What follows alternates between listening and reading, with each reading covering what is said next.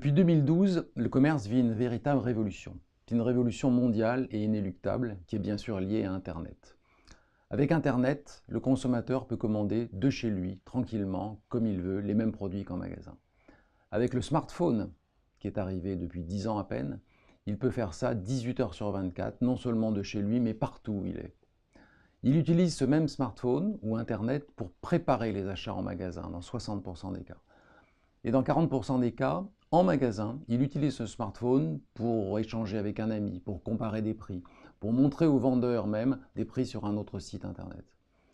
Le consommateur peut également revendre ses produits à d'autres internautes sur des sites. Il peut aussi acheter des produits d'occasion, beaucoup plus facilement qu'avant. Enfin, pour acheter, il sollicite les avis de ses amis sur Facebook ou sur Twitter ou sur d'autres réseaux sociaux.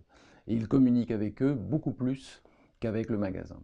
Alors qu'est-ce que ça change pour le commerce? Ça change en gros que le métier est beaucoup plus difficile.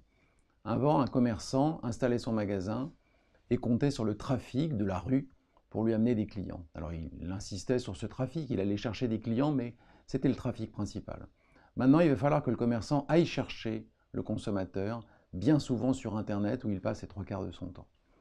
Donc soit il va choisir de faire venir le client en magasin pour continuer à lui vendre comme avant, soit il va choisir d'aller le livrer sur Internet, de faire du e-commerce, ce qui pour les chaînes de magasins est plus compliqué qu'avant. Le métier du commerçant est plus difficile aussi parce qu'il fait face à de nouveaux concurrents, des géants, très souvent américains, Amazon, Google, Facebook, qui ont une puissance d'achat phénoménale et surtout une connaissance du consommateur exceptionnelle parce qu'ils maîtrisent Internet. Et ces géants, bien souvent, n'ont pas le même business model que le commerçant. Le commerce n'est pas la principale source de revenus pour eux.